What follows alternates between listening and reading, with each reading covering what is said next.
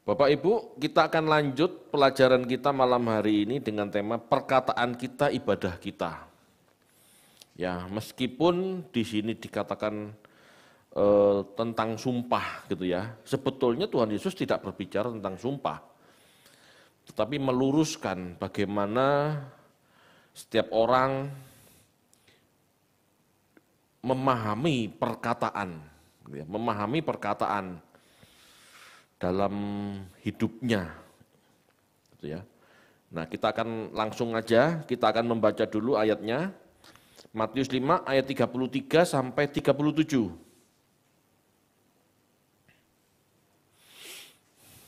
Matius 5 ayat 33 sampai 37.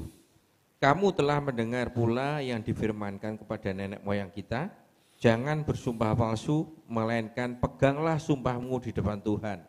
Tetapi aku berkata kepadamu, janganlah sekali-sekali bersumpah, baik demi langit, karena langit adalah tahta Allah, maupun demi bumi, karena bumi adalah tumpuan kakinya, ataupun demi Yerusalem, karena Yerusalem adalah kota raja besar. Janganlah juga engkau bersumpah demi kepalamu, karena engkau tidak berkuasa memutihkan atau menghitamkan sehelai rambut pun. Jika iya, hendaklah kamu katakan iya, jika tidak, hendaklah kamu katakan tidak. Apa yang lebih daripada itu berasal dari si jahat.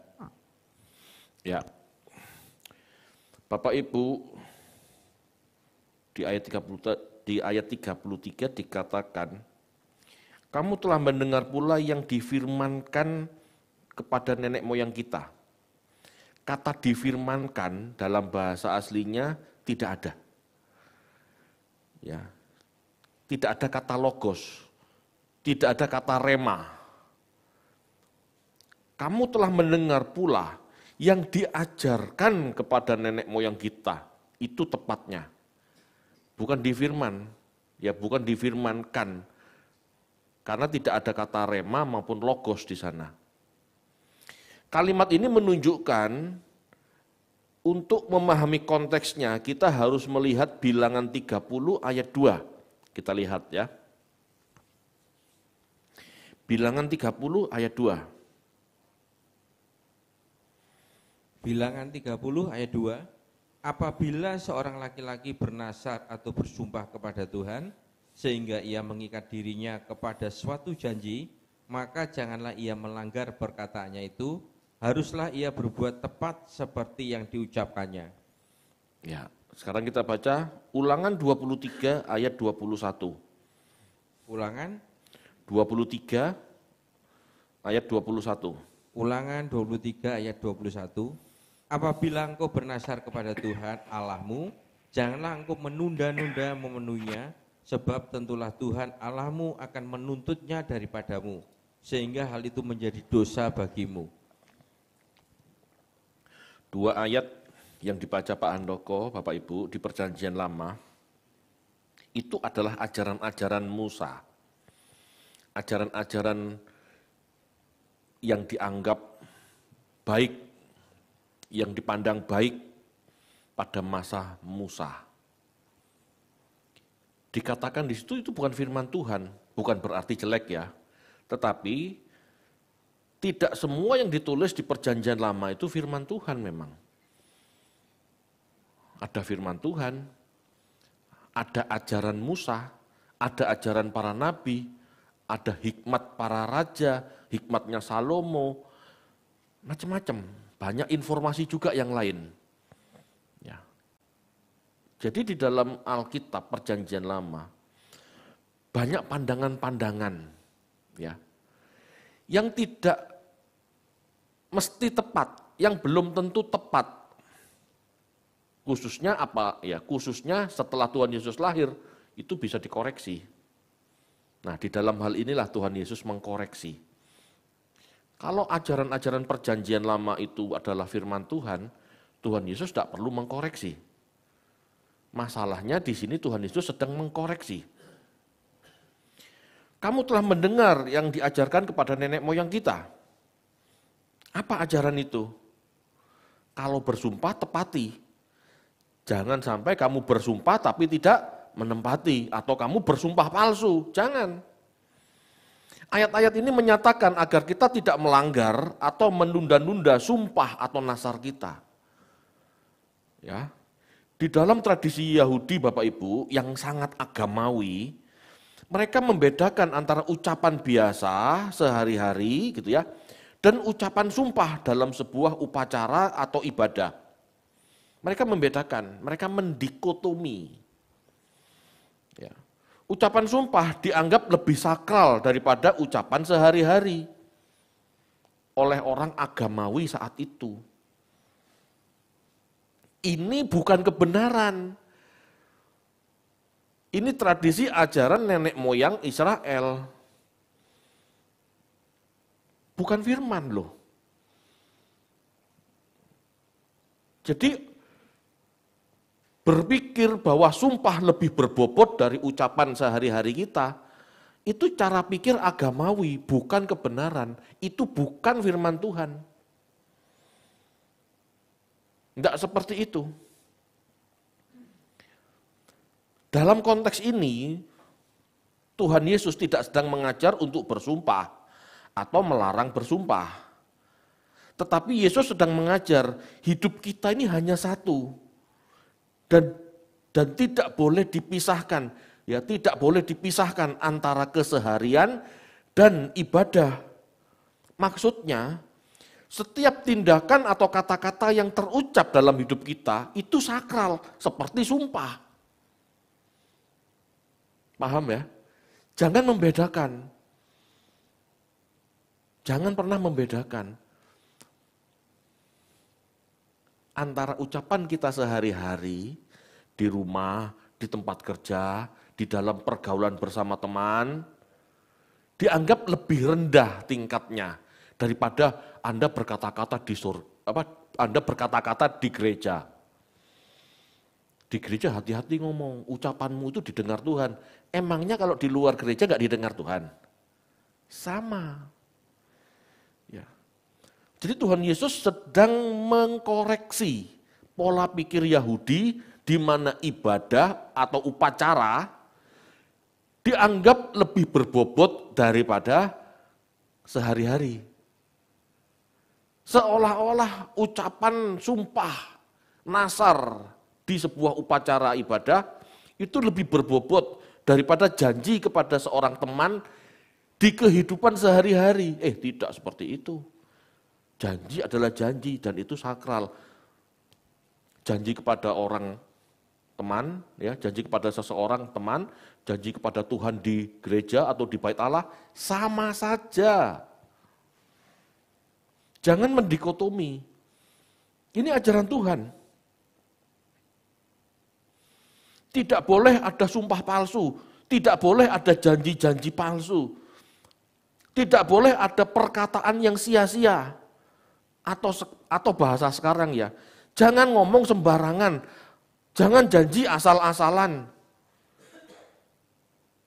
Bapak Ibu, Tuhan sedang menjelaskan itu loh, hidup kita itu ibadah, termasuk mulut kita, ucapan kita, di mana saja itu ibadah. Harus hati-hati. Ya. Hidup keseharian kita adalah ibadah Bapak Ibu, di mana setiap ucapan kita termasuk di dalamnya. Jangan hanya berkata-kata manis kalau di gereja. Kalau di luar gereja sembarangan. Enggak bisa.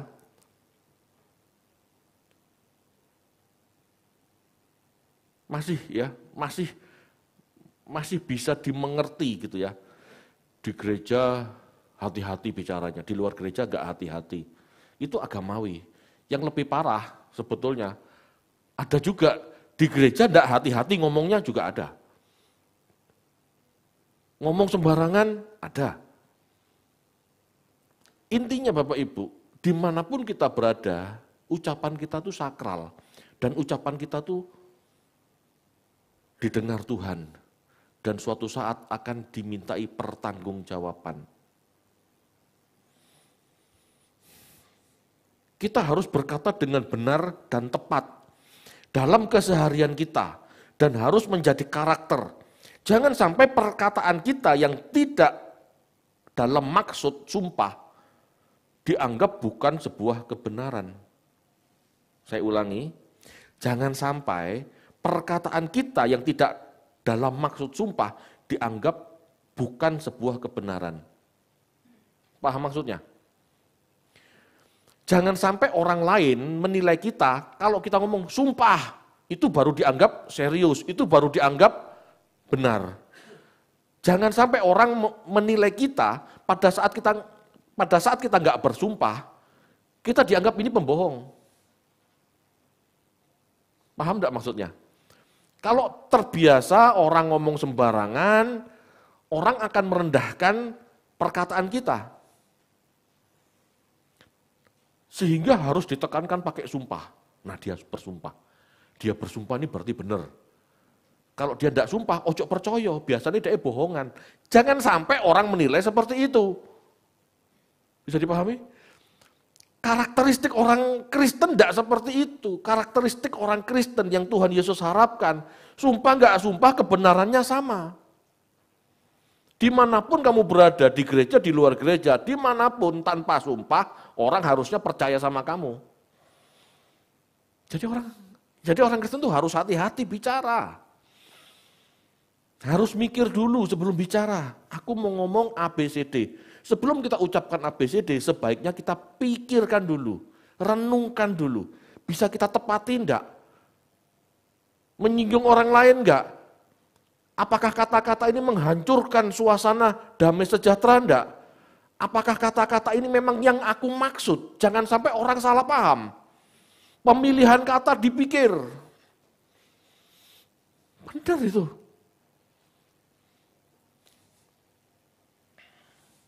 Jangan sampai kita dianggap pembual.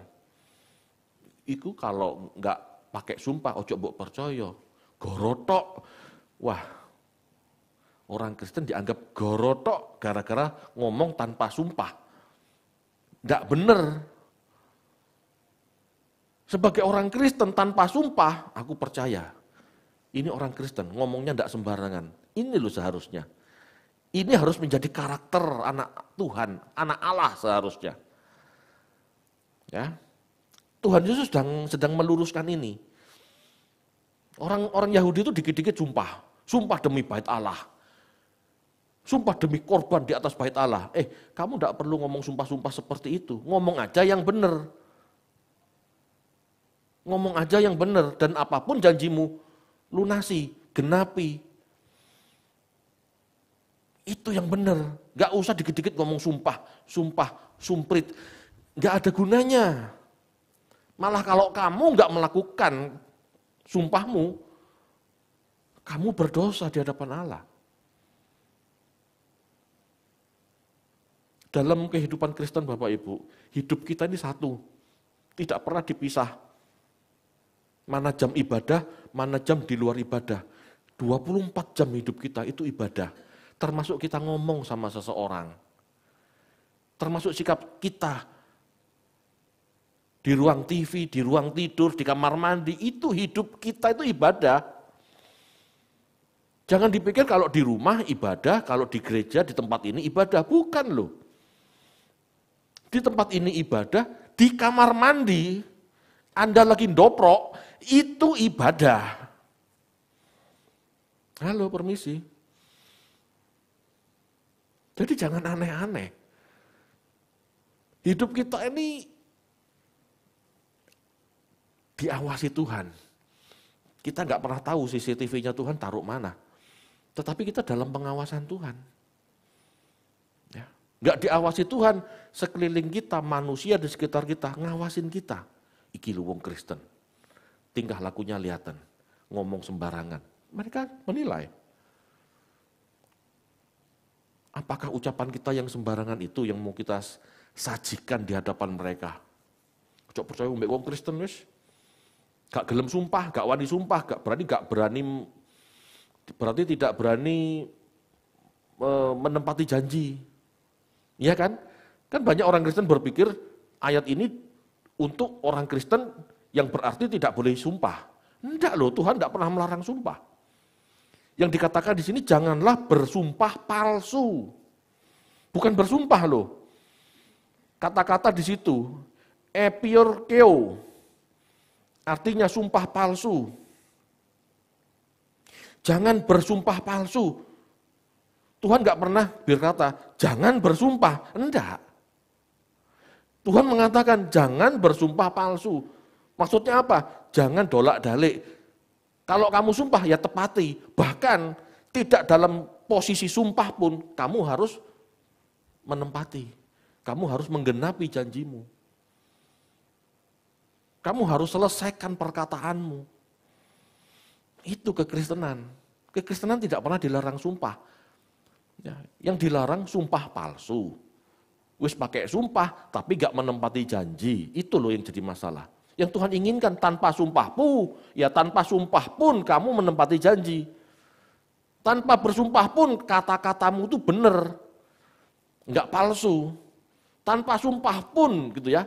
Kita ini dalam pengawasan Tuhan. Kenapa? Dalam 24 jam hidup kita adalah ibadah. Itu ya, itu yang benar.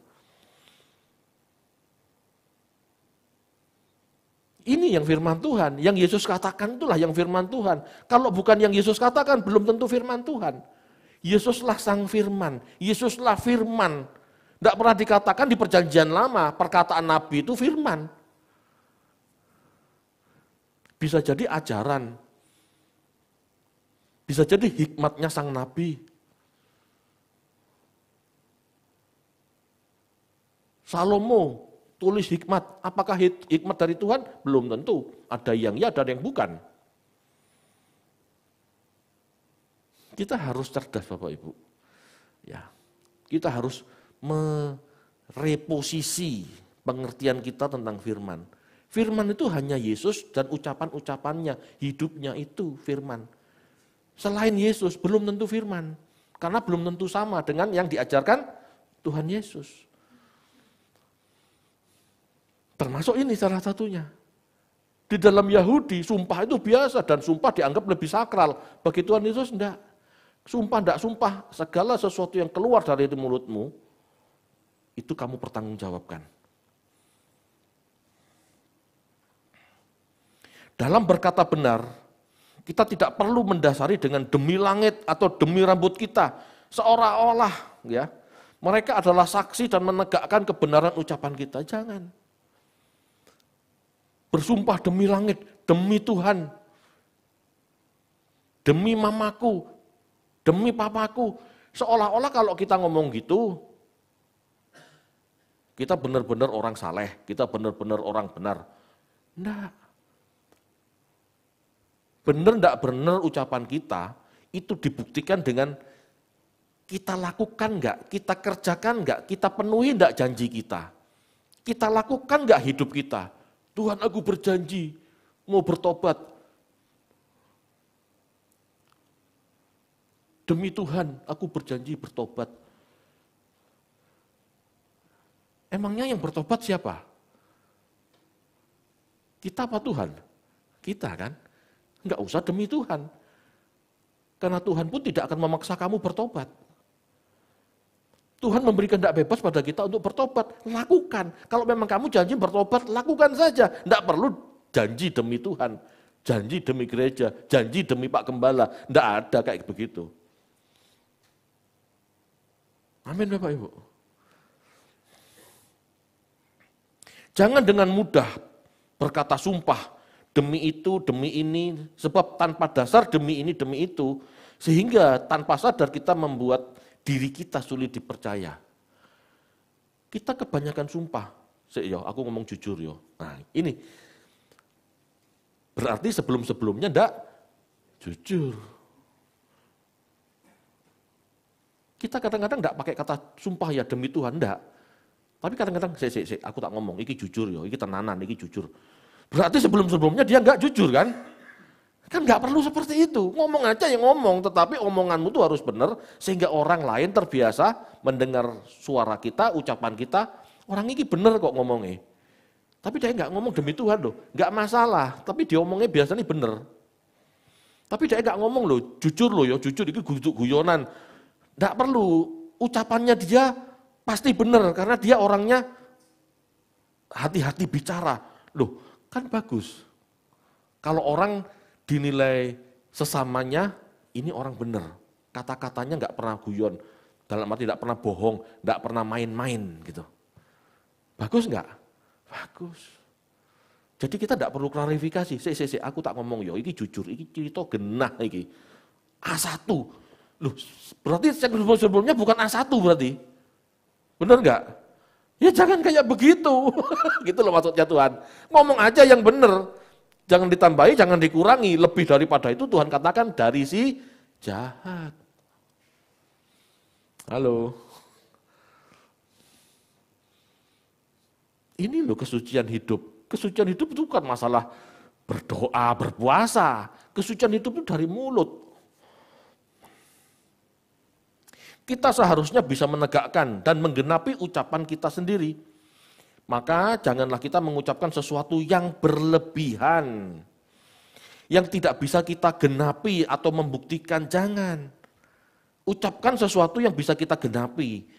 Ucapkan sesuatu yang bisa kita buktikan kebenarannya. Gak usah lebay, jangan berlebihan.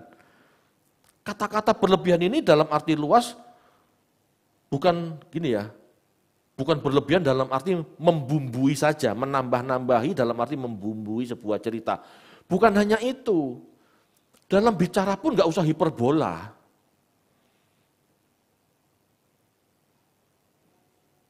Omongannya wong itu gak bener. Iku sak deso, iku gak percaya kabeh. Bener, emangnya sudah survei sak deso gak percaya be orang itu? Paham ya? Kadang-kadang kan mulut kita lebay. Oh si A itu ngomongnya gak bener. Iku sak deso gak percaya kabeh. Emangnya sudah survei, sak deso gak percaya? Kan belum tentu. Sebagian ada yang gak percaya, ya katakan saja sebagian gak percaya. Aku gak tahu sebagian besar atau sebagian kecil. Tetapi orang-orang di desanya, di kampungnya, nggak suka sama dia ngomong, karena nggak bisa dipercaya. Jangan lebay, sak desa nggak percaya wong iku, ngomongnya nggak sembarangan. Pernah tak kita itu survei lapangan, dari satu kampung berapa keluarga, berapa orang, pernah nggak ditanya, kamu percaya nggak sama ini? Bener nggak 100% tidak percaya orang itu? Jadi jangan pernah ngomong hiperbola, gitu loh maksudnya. Halo? Kata-kata hiperbola itu ngesruh Bapak Ibu, karena belum tentu seperti itu. Wong iki gak bener uripe, hidupnya ajur kocar-kacir. Bener kocar-kacir hidupnya? Apa cuma hari itu saja pada saat kamu melihat hidupnya kacau? Apakah kamu sudah survei hidup setiap harinya benar-benar kacau? Kan belum tentu. Halo Bapak Ibu. Karena apa? Karena apa yang kita sampaikan itu mempengaruhi orang lain loh. Amin. Tuhan Yesus mengajar kita berkata apa adanya. Ya, tadi kan sudah dibaca tadi. Lebih daripada itu dari si jahat. Tuhan Yesus mengajar kita berkata apa adanya dan apa perlunya. Kalau tidak perlu, tidak usah ngomong. Tuhan mengajar kita berkata apa adanya dan apa perlunya. Berkata benar setiap saat dan tidak dilebih-lebihkan. Sebab segala kelebihan yang dari semestinya berasal dari si jahat. Yesus jelas memberi contoh iblis adalah bapak dusta yang sukanya menambahi atau memanipulasi demi kepentingannya. Dan merugikan manusia itu sendiri. Itu sebabnya kita perlu menjaga tutur kata kita. Sebab setiap kata memiliki dampak. Setiap kata Bapak Ibu yang kita ucapkan memiliki dampak. Jika tidak dampak positif, maka dampak negatif yang muncul. Halo. Jika tidak dampak positif, maka dampak negatif yang muncul dari kata-kata kita. Yang paling gampang, kata-kata kita bisa mempengaruhi orang marah atau orang tidak marah. Kata-kata kita bisa mempengaruhi orang itu tertipu atau tidak tertipu. Kata-kata kita itu bisa mempengaruhi situasi, apalagi kata-kata pemimpin.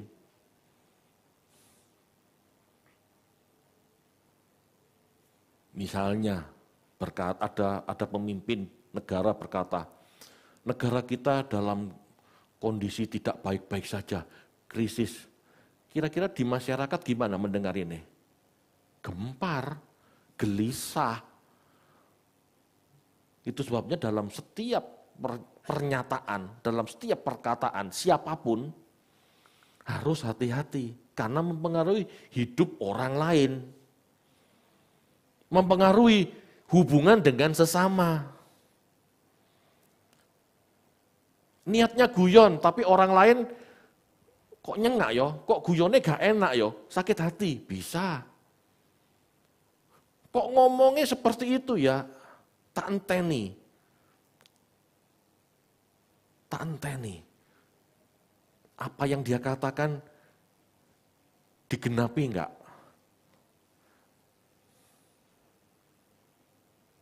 Sumpah, waduh misalnya, atau enggak tanpa sumpah. Titenono yo, misalnya kalau bal-balan, Indonesia menang, kini perayaan, kini mangan-mangan, tak traktir. Pengaruh enggak? Kalau enggak ditraktir beneran, bal-balan Indonesia menang, kalau enggak ditraktir beneran, kita akan dicap pembohong. Kalau ditraktir beneran, iku guyon. Lah tapi guyonmu membuat kamu tidak dipercaya orang. Paham enggak maksudnya? Jangan sembarangan. Pada saat kita keluarkan statement Indonesia menang bal-balan kini mangan, ya mangano tenan. Guyon. Bukan masalah guyonnya, tapi masalah mulut kita enggak dihargai lagi.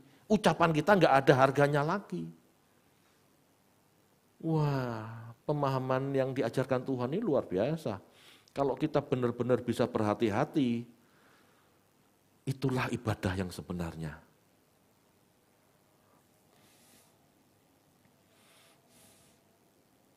Kita bandingkan ya, Matius 12 ayat 36.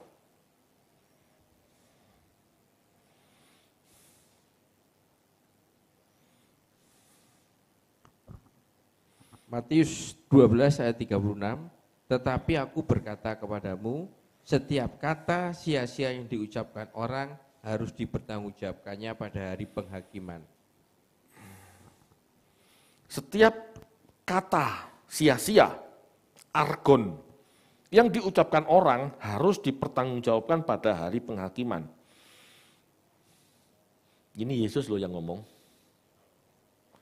Setiap kata sia-sia, argon, dalam bahasa Yunani-nya itu argon, itu artinya tidak bermanfaat, tidak layak, tidak dipikir baik-baik. Setiap kata sia-sia, setiap kata yang tidak bermanfaat, setiap kata yang tidak layak, setiap kata yang tidak dipikir baik-baik, akan dipertanggungjawabkan di hari penghakiman. Wah, jadi wong Kristen kok tambah sulit, Pak. Ya memang, karena panggilan Kristen adalah panggilan imamat yang rajani. Panggilan Kristen adalah panggilan untuk orang-orang yang dipersiapkan menjadi seperti Kristus. Jadi Kristus kecil, jadi seperti Yesus. Anda pernah lihat Tuhan Yesus telelean? Tidak ada ceritanya. Bukan Tuhan Yesus tidak punya selera humor ya. Tidak, tetapi Tuhan Yesus setiap tindakannya, setiap ucapannya, itu punya makna. Itu punya maksud. Tidak akan ngomong sembarangan sebelum dipikir. Itu maksudnya. Setiap perkataan Bapak Ibu adalah sakral. Bukan hanya sumpah yang sakral seperti orang Yahudi. Tetapi setiap perkataan yang keluar dari mulut kita, bukan hanya sumpah, itu sakral. Sehingga setiap kata yang tidak bermanfaat, tidak perlu keluar dari mulut kita. Bapak Ibu, dulu saya ini tukang gojekan sama teman-teman SMA, guyon tok, akrab. Guyon ngomong sembarangan, mereka tidak tersinggung. Kenapa? Karena sama-sama bangsatnya. Ngerti maksudnya ya? Karena sama-sama bangsatnya, karena sama-sama reseknya, jadi nggak ada masalah. Cok ngono cok, iya cok, lah cok, nggak ada masalah karena sama-sama jancuan, kan gitu. Nggak ada masalah, tetapi semakin kudus seseorang, semakin suci, kan harus jaga perkataan. Kan nggak mungkin saya ngomong seperti itu kepada jemaat, halo cok, kan nggak mungkin, mereka pasti tersinggung, waduh gembala kok koyok gini, paham ya? Beda tradisi, beda budaya sehingga kita juga harus menyamakan frekuensi. Loh kalau orang Surabaya, orang Malang yang sembarangan ngomong, tidak ada masalah, tidak akan sakit hati. Tetapi kalau jemaat yang berusaha hidup kudus dibegitukan, loro hati.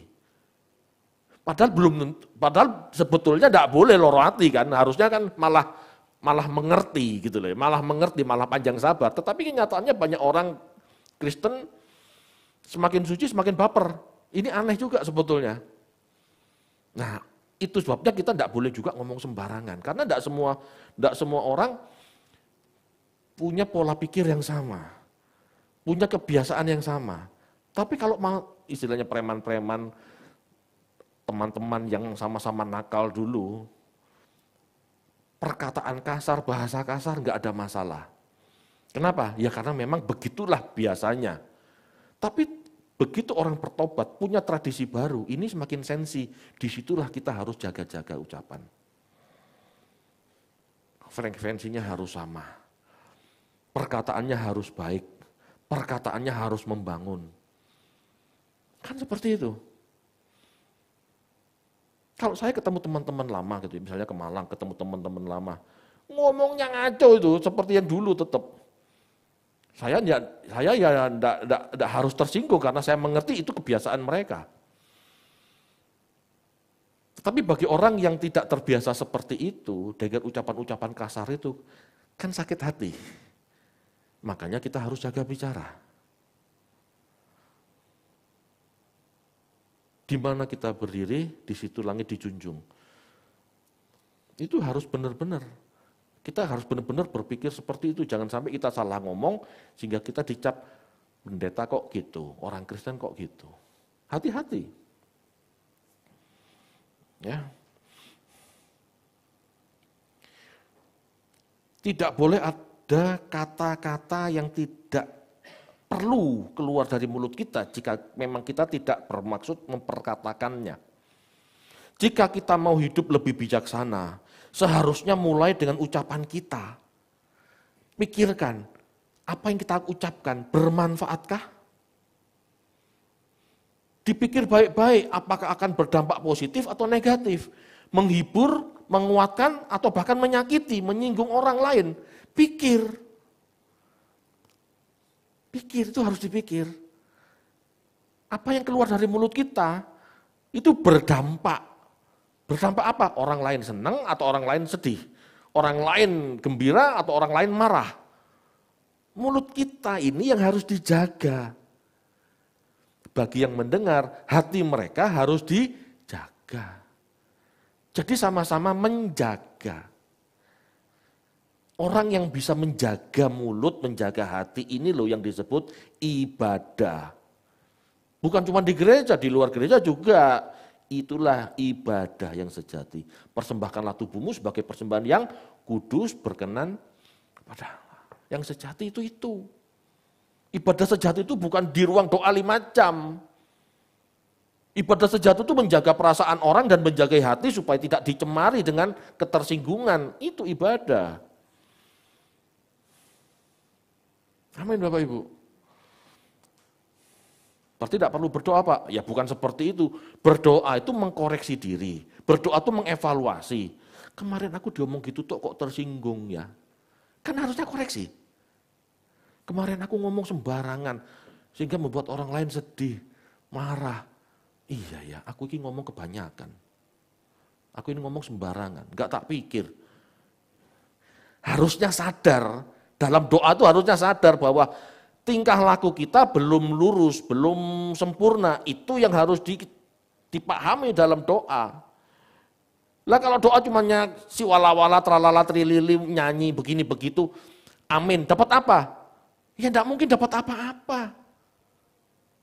Halo Bapak Ibu, doa itu duduk diam merenung, apakah hidup kita sesuai dengan yang Tuhan ajarkan apa tidak. Itu doa. Kalau kita ngomong, Tuhan ngomong ya, kalau doa dalam arti kita yang bicara, Tuhan katakan apa? Jangan bertele-tele. Tuhan sudah tahu sebelum kamu masuk ruang doa, Tuhan sudah tahu masalahmu. Jadi maksudnya Tuhan itu apa? Lebih banyaklah kamu yang mendengar suara Tuhan. Sehingga dalam hidup 24 jammu, kamu lebih hati-hati dalam berkata, dalam menjaga hati, dalam menjaga pikiran. Kita lebih hati-hati, itu namanya berjaga-jaga. Gak ada gunanya kita 1-2 jam doa pagi, kalau keluar dari ruang doa membuat orang lain tersinggung. Keluar dari ruang doa, hati kita gampang sakit hati, gampang tersinggung. Tidak ada gunanya kita berdoa, ngapain juga kamu doa lama-lama di situ. Halo Bapak Ibu, nanti setelah materi ini kita tutup, saya akan ngomong sedikit soal doa malam. Ya, saya ngomong dari sisi kesehatan. Oke, lanjut. Kita harus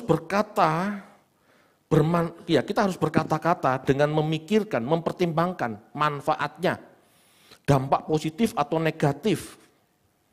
Setiap perkataan sakral, ya, setiap perkataan adalah sakral, sehingga tanpa bersumpah orang Kristen seharusnya bisa dipercaya, bisa diterima, bisa membangun orang lain, bukan malah dijauhi. Ojo deket-deket iku wong Kristen omongannya gak enak. Loh, ini kan ada yang salah. Oh, aku seneng sama orang Kristen ini. Omongnya hati-hati, enggak pernah nyakiti sesama. Kalau ngomong sesuatu yang jelas, lu enak kan? Itu ibadah Bapak Ibu.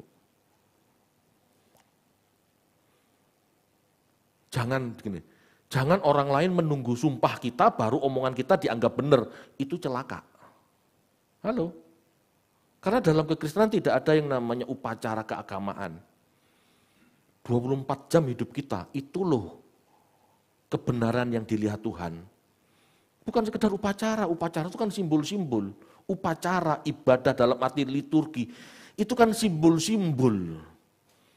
Bagi orang kuno, orang purba, dalam berhubungan dengan Tuhan, simbol-simbol itu mewakili kehidupannya.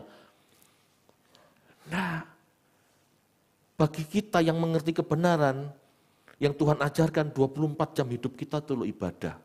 Bukan simbol-simbol, 24 jam realitas hidup kita itu loh ibadah, itu loh persembahan. Makanya Tuhan katakan, hati-hati ngomong. Ngomong itu paling mudah.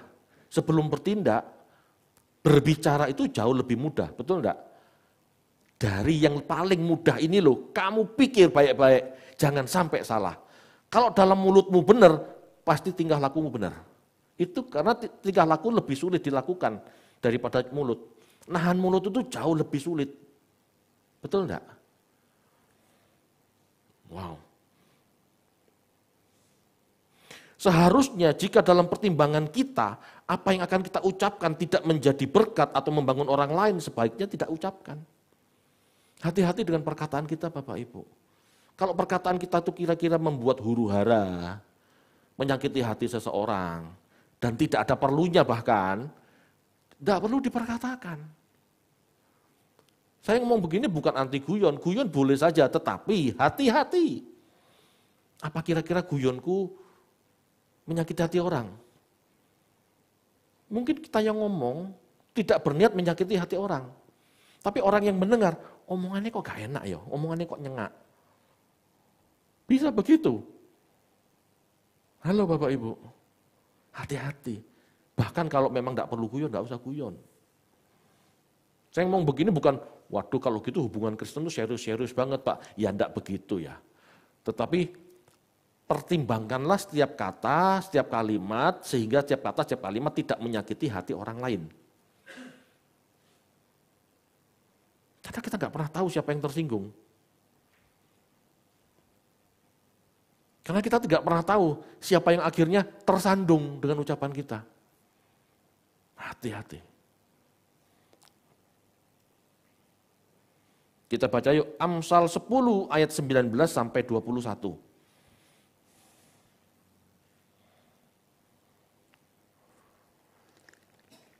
Amsal 10 ayat 19 sampai 21. Di dalam banyak bicara pasti ada pelanggaran, tetapi siapa yang menahan bibirnya berakal budi. Lidah orang benar seperti perak pilihan, tetapi pikiran orang fasik sedikit nilainya. Bibir orang benar mengembalakan banyak orang, tetapi orang bodoh mati karena kurang akal budi. Halo, jelas enggak Bapak Ibu? Ini Amsal Salomo loh.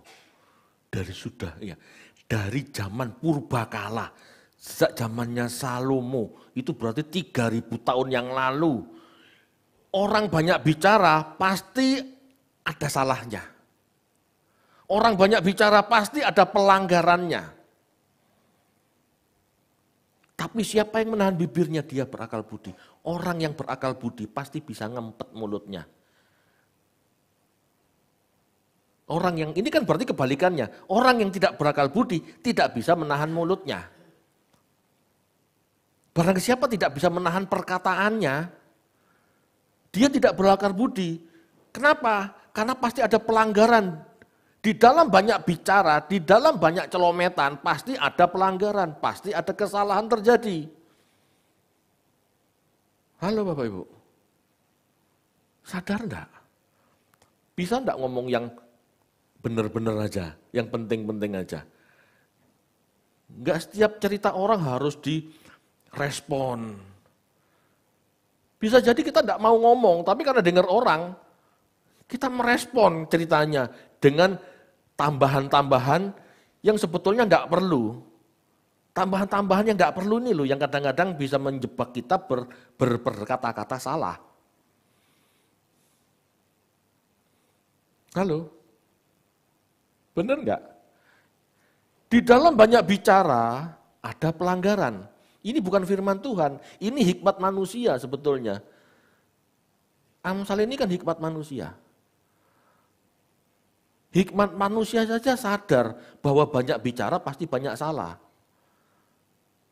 Halo, kita belajar ngerem yuk. Kita belajar nahan bicara.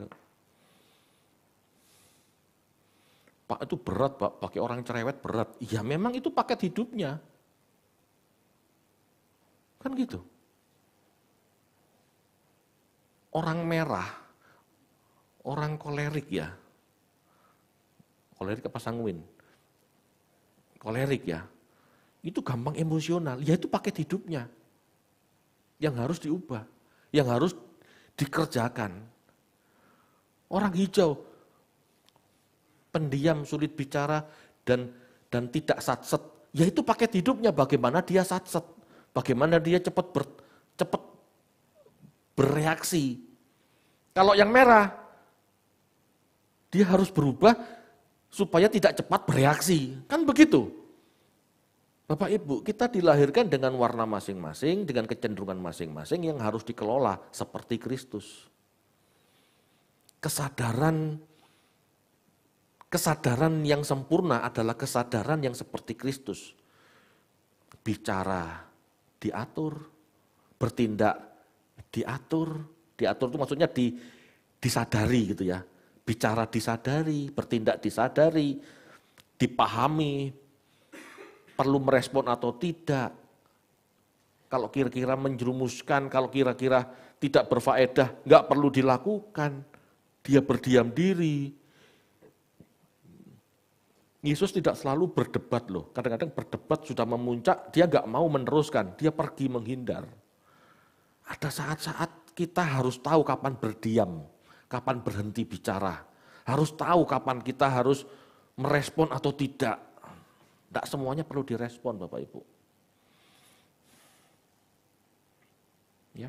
Di dalam banyak bicara pasti ada pelanggaran. Siapa yang menahan bibirnya berakal budi. Bibir orang benar, maksudnya bibir orang yang tidak sembarangan bicara, itu menggembalakan banyak orang. Bibir orang yang banyak bicara tidak bisa menggembalakan orang. Kenapa?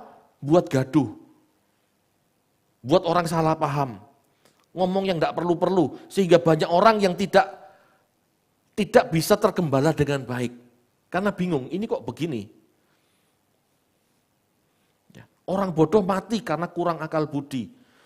Orang bodoh, orang banyak bicara, tidak bisa menggembalakan orang. Karena kata-katanya enggak jelas. Yang penting mana, yang enggak penting mana, bingung orang.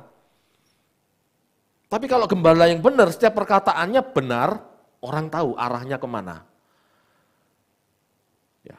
Kalau bibir orang yang tidak benar, sulit menggembalakan orang. Kenapa? Orang bingung.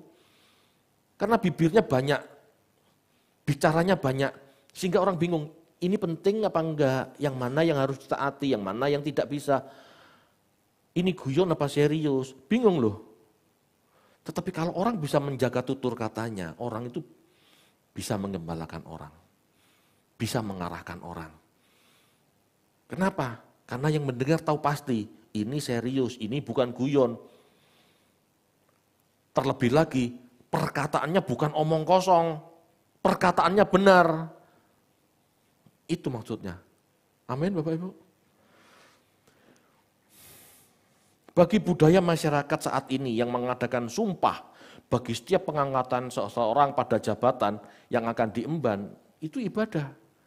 Jadi Bapak Ibu, kita harus memaklumi tradisi mereka, ngangkat sumpah jabatan, ngangkat sumpah ini. Tuhan sekali lagi tidak melarang sumpah, tapi sumpahlah yang benar. Kalau Anda diangkat menjadi pejabat dan disumpah, sumpahlah dengan sepenuh hati dan jangan khianati sumpah Anda. Saya bersumpah akan mengabdi pada bangsa dan negara, janji tidak merugikan negara. Lah kok korupsi? Ini melanggar sumpah namanya. Kalau mau sumpah, sumpah saja, tidak ada yang salah dengan sumpah. Yang penting jangan korupsi. Karena sumpah Anda untuk melayani masyarakat. Sumpah Anda berbakti kepada negara, jangan merugikan negara. Itu genapi. Yang tidak boleh itu kalau kita sumpah tidak menggenapi. Itu loh Tuhan katakan.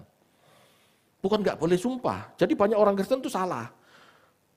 Ayo sumpah, aku nggak boleh, orang Kristen nggak boleh sumpah. Siapa yang ngomong? Ayatnya nggak ngomong seperti itu. Orang Kristen itu nggak boleh sumpah palsu. Orang Kristen itu nggak boleh sumpah tidak ditepati. Kenapa? Karena setiap perkataannya, apalagi sumpah, itu harus ditepati. Amin. Itu maksudnya. Kita harus memahami mereka, ya. Sumpah sangat berharga bagi mereka untuk menjaga sebuah janji. Ya, tetapi bagi kita, ucapan kita sehari-hari itu sakral. Kalau kita sudah terbiasa dalam sehari-hari, dalam kata-kata kita sehari-hari, sesakral sumpah, maka pada saat kita disumpah, tidak ada masalah. Baik-baik saja, aku sudah terbiasa berkata benar kok. Ngapain harus takut disumpah? Sumpah saja. Karena aku pasti menepati janjiku, gitu maksudnya.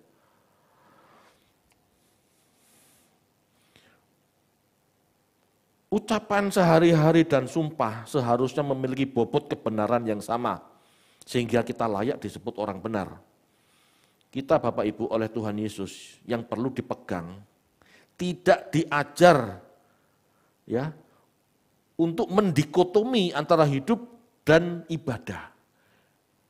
Tuhan tidak pernah mengajarkan, membedakan antara hidup sehari-hari dan ibadah. Tidak. Tuhan Yesus mengajarkan, hidup kita sehari-hari itulah ibadah. Gereja ini masuk di dalamnya. Jangan mendikotomikan mana ibadah, mana tidak. Makanya sebenarnya saya nggak cocok. Ibadah Kamis, ibadah Minggu tidak cocok.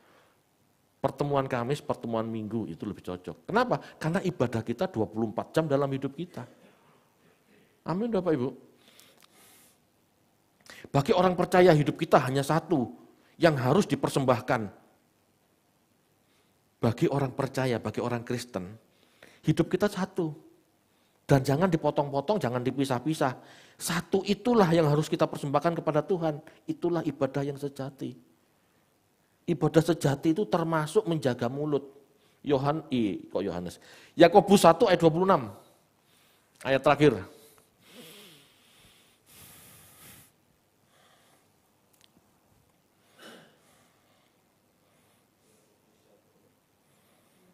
Yakobus 1 ayat 26. Ayat 26. Jikalau ada seorang menganggap dirinya beribadah, tetapi tidak mengekang lidahnya, ia menipu dirinya sendiri, maka sia-sialah ibadahnya. Jelas? Hidup kita ibadah Bapak Ibu. Jika kita tidak mengekang jika hidup kita adalah ibadah, jika kita tidak mengekang mulut kita berkata-kata sembarangan, lidah itu istilah buat kata-kata ya. Jika kita dalam hidup sehari-hari tidak bisa menjaga lidah kita, tidak bisa menjaga tutur kata kita sama dengan tidak ibadah. Kita sama dengan sia-sia dalam hidup. Hidup kita bukan ibadah. Hidup itu kan ibadah. Ibadah itu avodah, berbakti. 24 jam hidup kita adalah kebaktian kepada Allah. Kalau kita tidak bisa menjaga mulut kita dan menyakiti hati orang lain, sia-sialah ibadah kita. Kita dianggap tidak berbakti. Itu maksudnya. Penting tidak menjaga perkataan? Penting. Bukan masalah menjaga hati saja, menjaga perkataan juga penting. Amin Bapak Ibu. Ya. Kita belajar yuk, ngerem. Mikir dulu, aku mau ngomong ini, bener enggak? Nanti kalau ngomong begini orang itu tersinggung. Akibatnya kalau orang sering berpikir dulu sebelum bicara, akibatnya apa? Orang itu jarang bicara. Kenapa? Karena dia takut menyakiti hati orang lain. Itulah orang bijaksana. Orang bijaksana itu orang yang bisa menjaga lidahnya. Berusaha bijaksana aja belum tentu orang lain gak tersinggung loh. Apalagi kena orang baper, mau ngomong sak kecape salah, bisa memang. Apalagi banyak bicara, banyak salah, kan gitu. Amin Bapak Ibu.